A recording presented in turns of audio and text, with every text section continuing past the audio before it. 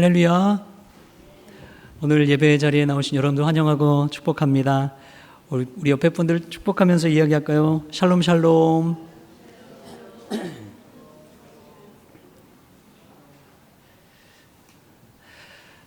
여러분 한 주간도 평안하셨습니까? 우리가 예배 드릴 수 있다는 것에 감사할 수 있기를 바랍니다. 우리가 늘 드리는 것 너무나 당연하고 평범한 것 같지만 어제 하나님의 부르심을 받은 이들은 오늘이 얼마나 소중하고 또 기대하는 내일이었는지 몰라요. 우리가 하루하루를 하나님 주신 은혜 가운데 늘 믿음으로 감사로 살아갈 수 있기를 바랍니다. 싱크와 생크, 이 생각과 감사는 어원이 같다고 합니다. 깊은 생각이 감사를 불러 일으킨다고 하지요. 이 어원이 같은 것처럼 깊은 생각을 통해 감사를 깨닫고 또 감사를 노래할 수 있는 우리 모든 성도님들이 되기를 소망합니다. 특별히 나를 위해 죽으신 예수님을 생각하면서 늘 감사할 수 있는 우리 모든 성원 가족들 될 수 있기를 주님의 이름으로 축복합니다. 우리 옆에 분들 한 번 더 인사 나눌까요? 예수님 생각하면서 감사합시다.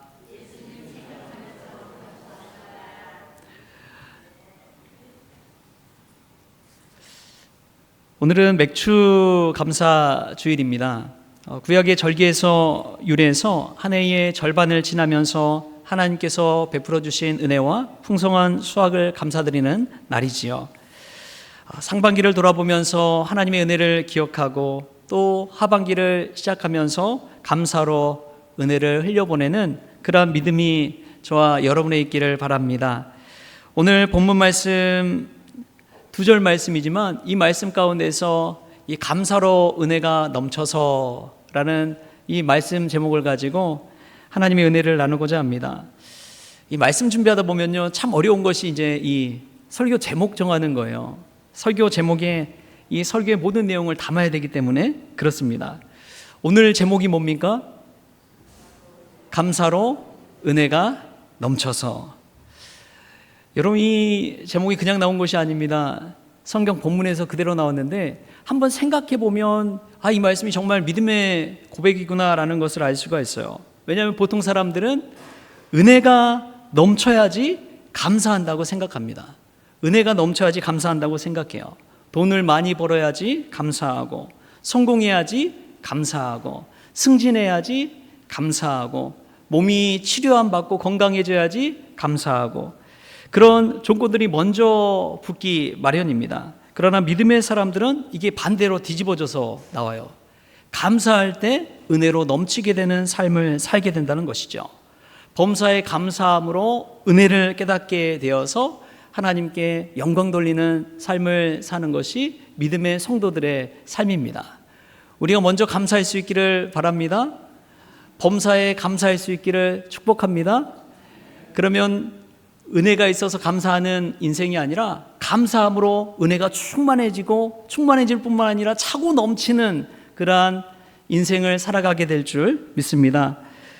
설교의 황제 찰스 스펄전 목사님이 한 유명한 말이 있죠. 촛불을 보고 감사하면 하나님은 전등불을 주시고, 전등불을 보고 감사하면 하나님은 달빛을 주시고, 달빛을 보고 감사하면 햇빛을 주시고, 햇빛을 보고 감사하면 하나님은 밝은 천국을 주신다. 여러분, 우리가 아주 작은 촛불에도 감사할 수 있기를 바랍니다.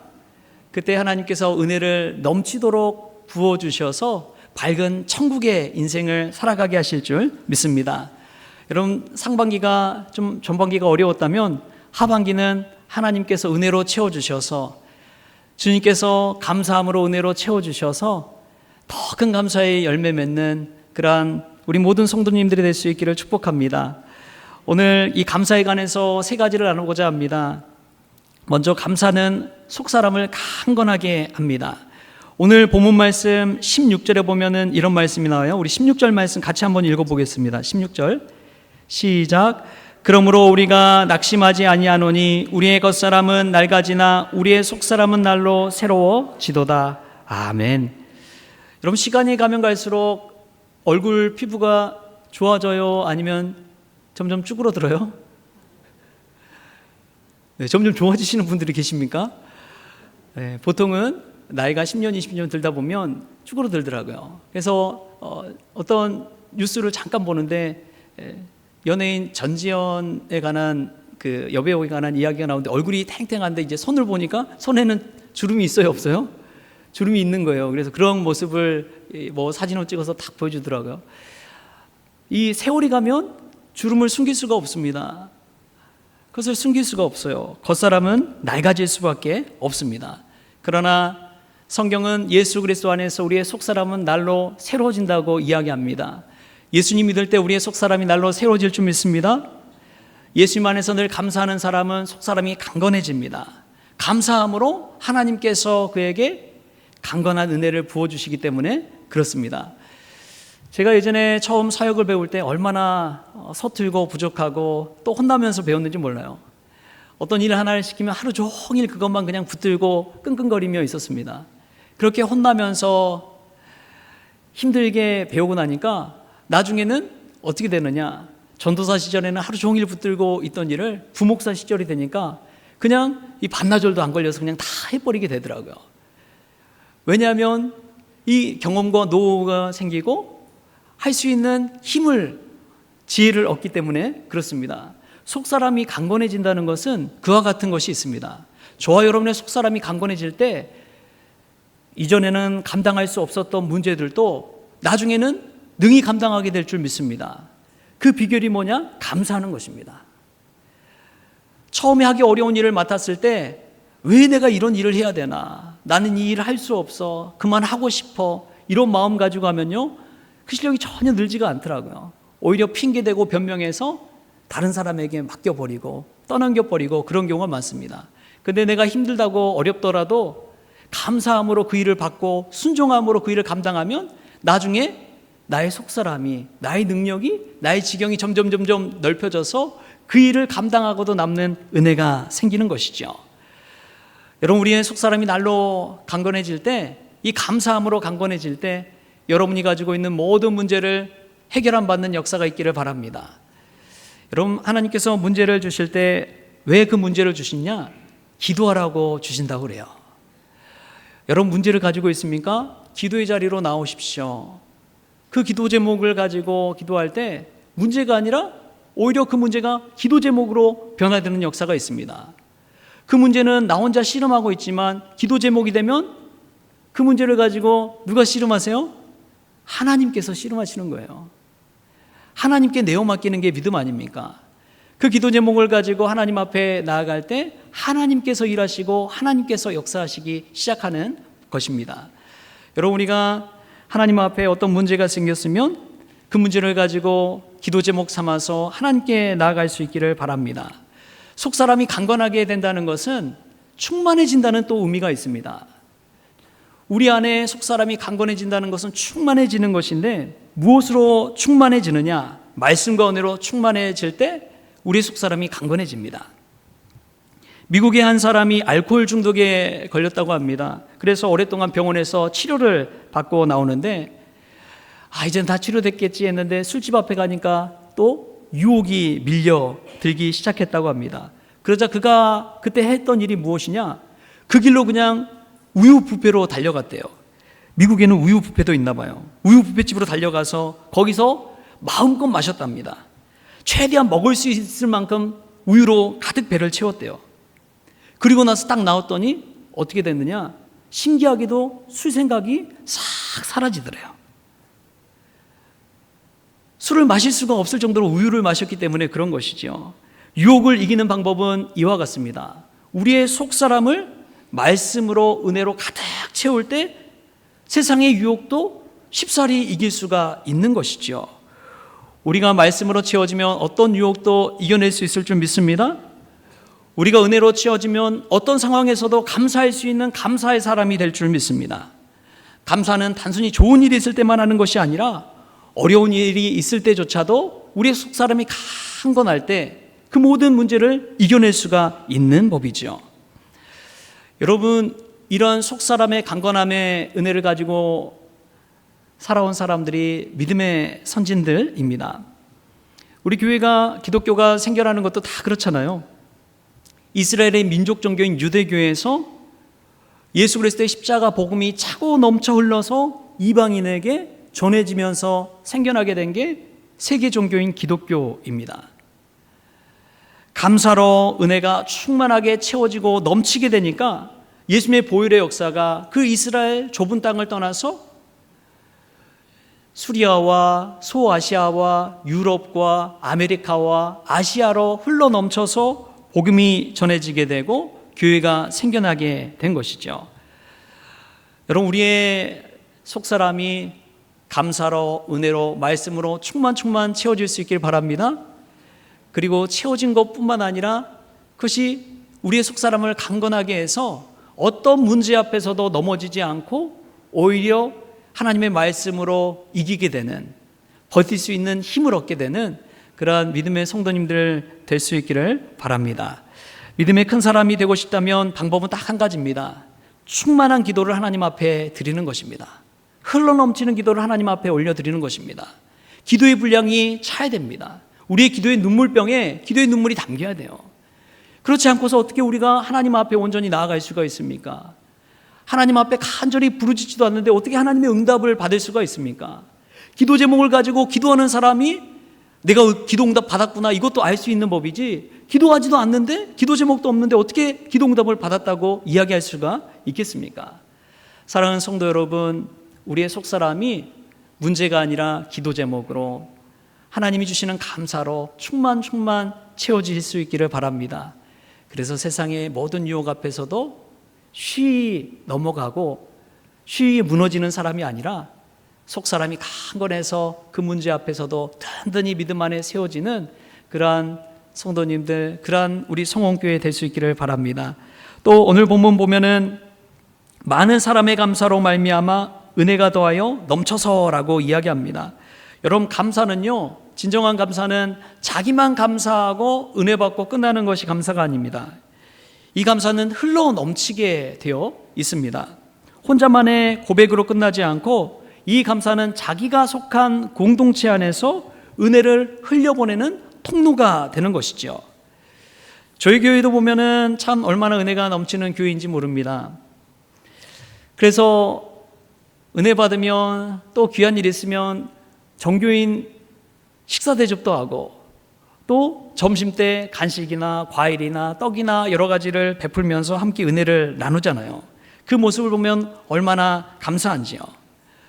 여러분, 감사로 그렇게 은혜를 나눌 때 하나님께서 기적을 베푸시는 줄 믿습니다. 가만히 그냥 나 혼자 감사하고 끝내면요, 그냥 거기서 끝나는 거예요. 근데 내가 받은 감사에 너무나 은혜가 넘쳐서 다른 사람들과 그 은혜를 나누기 시작할 때 우리 삶의 주변이 변화되기 시작합니다. 우리 모이는 공동체가 변화되기 시작합니다. 하나님께서 기적을 일으키시고 놀라운 역사를 일으키십니다. 그 가장 대표적인 이야기가 성경에 나오잖아요. 오병이어의 기적. 요한복음 6장에 보면 오병이어의 기적이 나옵니다. 제자 안드레가 예수님께 묻습니다. 여기 한 아이가 보리떡 5개와 물고기 2마리를 가지고 있는데 그것이 이 많은 사람에게 얼마나 되겠사옵나이까? 이렇게 제자 안드레가 물어요. 그러나 11절에는 이렇게 나옵니다. 예수께서 떡을 가져 축사하신 후에 앉아있는 자들에게 나눠주시고 물고기도 그렇게 그들의 원대로 주시니라. 그랬더니 다 먹고 남은 조각이 12바구니에 가득 찼다고 그렇게 나와 있잖아요. 5,000명이나 되는 사람들이 다 먹고도 남는 은혜가 있는 것입니다. NIV 성경에 보니까 예수께서 떡을 가져 축사하신 후에 라는 말씀을 보니까 Jesus then took the loaves, gave thanks 라고 되어 있습니다. gave thanks, 축사하신다는 것은 즉 감사한다는 거예요. 쉬운 성경에 보니까 이렇게 번역되어 있습니다. 예수님은 그 빵을 받아들고 감사 기도를 드리신 다음 앉은 사람들에게 원하는 대로 나눠주시고 또 물고기도 그렇게 하셨다. 여러분, 오병이어의 기적은 우리 주님께서 하나님께 감사의 기도를 올려드릴 때 일어난 놀라운 기적의 사건인 것입니다. 우리가 감사할 때, 그 은혜를 함께 나누어 갈 때 하나님께서 우리에게 오병이어의 기적을 베풀어 주실 줄 믿습니다. 감사하는 사람은 받은 은혜를 흘려보내는 사람입니다. 한 사람의 감사가 그 가정을 행복하게 하고요, 또 그 가정이 감사의 가정으로 변화된다면 그 가정이 속한 교회 공동체가 은혜로 충만하게 됩니다. 그런데 보면요, 풍성하다고 해서 다 나누는 것이 아니더라고요. 그냥 가진 것이 많다고 해서 다 나누는 것이 아니더라고요. 가만 보면 감사할 줄 아는 사람이 나누더라고요. 감사할 줄 아는 사람이 주변과 나눕니다. 그러다 보면 감사하는 사람들이 주변 사람들과도 인간관계가 참 좋습니다. 떡을 나누고 선물을 나누고 베풀기 좋아하기 때문에 안 좋을래야 안 좋을 수가 없는 것이지요. 저도 이 헌금을 받고 나서 봉헌 기도를 드릴 때 제가 가장 먼저 드리는 기도 제목은 감사 헌금에 관한 기도 제목입니다. 감사로 드리는 예물이 정말 하나님께서 기뻐 받으시는 예물이기 때문에 그렇습니다. 물론 11조도 귀하고 성경금도 귀하고 비전헌금도 다 귀하죠. 그런데 우리가 형식적으로 드리는 예물이 아니라 감사로 드리는 예물을 하나님께서는 기뻐하십니다. 여러분, 찬송도 마찬가지입니다. 찬송 부를 때 여러분 얼마나 감사한 마음으로 하나님 앞에 부르십니까? 감사로 부르는 찬송은 달라요. 은혜가 되고 눈물이 나고 목소리도 큰 목소리로 찬송을 부르게 되어 있습니다. 감사로 부르기 때문에 그렇습니다. 저는 아주 작은 예물을 드리더라도 감사로 드리는 그 예물을 가장 먼저 하나님 앞에 기도 제목으로 올려드립니다. 왜냐하면 그 감사의 예물을 하나님께서 기뻐 받으시기 때문에 그렇습니다. 하나님이 여러분에게 베푸시는 은혜가 있습니까? 혼자만 그냥 그 감사로 끝내지 말고 은혜로 주변의 많은 이들과 감사를 나눌 수 있길 바랍니다. 그때에 이 오병이어의 기적이 저희들의 삶 가운데도 풍성하게 일어날 줄 믿습니다. 지난 주간에 노예 선교사님 모임을 갔습니다. 갔더니 세네갈에서 선교하시는 선교사님하고 또 시리아에서 선교하시는 선교사님이 왔어요. 그래서 이제 이 시리아에서 선교하시는 선교사님 이름은 공식적인 문서에는 그냥 제이로 그렇게 나옵니다. 이름을 쓰지 않아요. 혹시나 하는 마음에. 그래서 이분들이 와서 선교에 관한 이야기를 하는데 시리아 선교사님이 그런 이야기를 하시더라고요. 시리아 쪽에 난민이 엄청 발생했잖아요. 거기는 이제 이슬람권 국가고 제도 자체가 이슬람이라고 합니다. 그래서 어렸을 적부터 이슬람 믿음으로 살아가는 사람들에게는 행정적인 인센티브를 다 준대요. 그러니까 이슬람 믿지 않고는 불이익을 당하니까 다 그냥 이슬람 종교를 믿을 수밖에 없다는 거예요. 그런데 전쟁이 생기고 이 난민이 생기면서 그 나라에는 불행이기도 하지만 믿음의 씨앗을 심는 입장에서는 오히려 찬스요, 기회라는 것입니다. 그 사람들이 먹고 살기 위해서 복음을 듣는 거에 있어서도 열린 마음을 가지고 교회를 찾아온다는 거예요. 교회에서 구호 물품을 나눠주고 생명을 지킬 수 있는 여러 가지 것들을 지원해주면 그 사람들이 한 번도 교회도 오지 않던 사람들이 교회를 오게 되고 복음을 듣게 되고 예배 자리에 참석하게 되고 교회에 대해서 오픈마인드 하게 된다는 거예요. 그런 기회가 찾아왔다는 거예요. 그러면서 이제 시리아 선교 상황을 이야기하는데 저는 우리의 상황도 마찬가지일 수 있겠구나라는 생각이 들었습니다. 우리 삶에 어려운 고난이 찾아올 때가 있잖아요. 시련이 찾아올 때가 있잖아요. 그때 우리가 감사함으로 하나님 앞에 깊이 나아간다면 믿음의 성숙이 찾아올 것이고 믿음이 더 깊어질 것이고 하나님 주신 은혜도 체험하게 될 줄 믿습니다. 그런데 그러한 시기를 놓쳐버리고 고난과 어려운 문제 안에서 그냥 끝내버린다면, 감사하지 못하고 살아간다면 그 문제는 절대 해결 받을 수 없습니다. 그러나 감사로 하나님 앞에 기도함으로 나아갈 때 하나님께서 더 큰 문을 열어주시고 축복의 길을 열어주실 줄 믿습니다. 우리가 이 감사함으로 하나님 앞에 나아갈 뿐만 아니라 받은 은혜도 흘려보냄을 통해서 하나님의 귀한 역사, 오병이어의 기적을 맛보는 우리 성도님들 될 수 있기를 바랍니다. 마지막으로 보면은 이 감사는 하나님께 영광 돌릴 때 참 감사가 되는 것입니다. 우리 오늘 본문 말씀 15절 말씀을 같이 한번 읽어볼까요? 15절 말씀 시작. 이는 모든 것이 너희를 위함이니 많은 사람의 감사로 말미암아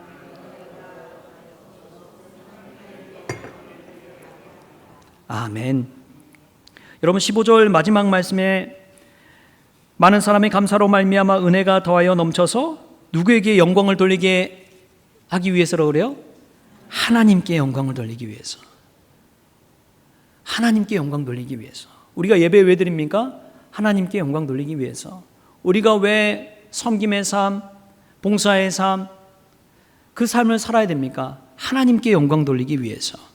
시편 50편 23절에 감사로 제사를 드리는 자가 나를 영화롭게 하나니 그 행위를 옳게 하는 자에게 내가 하나님의 구원을 보이리라. 감사로 제사를 드리는 자가 하나님을 영화롭게 한다고 이야기합니다. 그러한 자에게 하나님의 구원을 보여주신다는 것이죠. 여러분 성경의 위대한 사람들을 보면 다 감사로 하나님께 영광 돌리는 사람들이었습니다.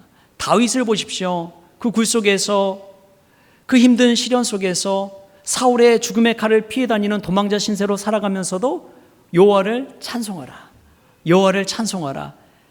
시편을 읽어보면 하나님을 찬송하는 이 다윗의 고백이 얼마나 많이 나옵니까?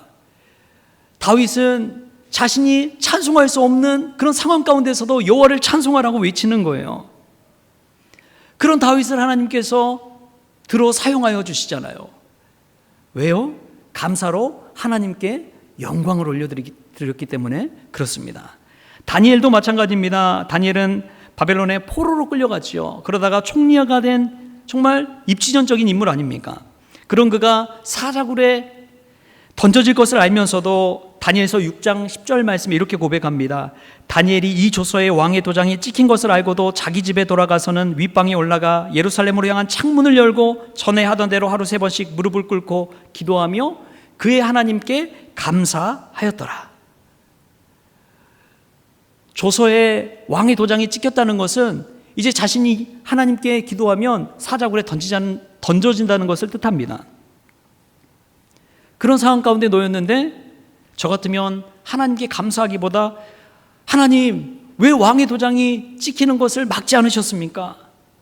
그것을 막아주셔야지 믿음 생활하고 기도 생활하고 신앙 생활할 수 있는데 하루 3번 그렇게 늘 전처럼 기도할 수 있는데 왜 하나님 막아주시지 않으셨습니까? 그렇게 따졌을 것 같아요. 그런데도 불구하고 다니엘은 전에 하던 대로 기도하면서 그의 하나님께 감사하였더라. 하나님께 사자굴에 던져질 수 있음에도 불구하고 감사했다는 거예요. 저와 여러분이 자금의 어려운 상황 가운데 놓여 있다면 다니엘처럼 하나님께 기도하며 감사할 수 있기를 바랍니다. 그런 사람이 감사로 하나님께 영광 올려드릴 수 있기 때문에 그렇습니다. 어려운 현실만을 보지 마십시오. 뒤집어서 생각해 보십시오. 은혜 받아서 감사하는 것이 아니라 감사함으로 은혜가 차고 넘치는 인생을 살아가는 그 삶. 이 땅 가운데 삶만을 바라보는 것이 아니라 뒤집어서 천국의 시선을 가지고 천국 생활을 바라보면서 이 땅의 삶을 사는 삶. 내가 보여지는 내 눈으로 바라보는 그 시선을 가지고 세상을 바라보는 것이 아니라 하나님의 시선으로 이 세상을 바라보는 삶. 여러분 우리가 뒤집어서 그러한 믿음의 눈으로 바라볼 때 감사로 은혜가 충만해지는 인생을 살아가게 될 줄 믿습니다. 이 맥주 감사 주일 감사로 우리의 속사람이 강건해질 수 있기를 축복합니다. 또 감사로 은혜를 흘려보내는 그러한 통로의 삶을 살아갈 수 있길 바랍니다. 또 감사로 하나님을 영화롭게 하고 하나님께 영광 돌리는 인생을 살아서 우리의 문제가 뒤집어져서 기도 제목이 되고 그 기도 제목이 응답받아서 은혜의 삶, 천국의 삶을 살아가는 저와 여러분 될 수 있기를 좋으신 예수님의 이름으로 축원합니다. 기도하시겠습니다. 좋으신 하나님 감사합니다. 오늘 하루를 살아가면서 눈앞에 보여주는 것에 현혹되지 않게 하여 주시고 감사로 은혜가 넘치는 복된 삶을 살아가게 하여 주옵소서. 감사하며 예수님의 이름으로 기도하옵나이다. 아멘. 우리 이 시간에는 맥주 감사주의를 맞아서 성찬식을 거행하도록 하겠습니다. 여러분 주보 간지에 끼워진 이 성찬 예식 순서를 참고해서 성찬 예식에 참여해 주시기를 부탁을 드립니다.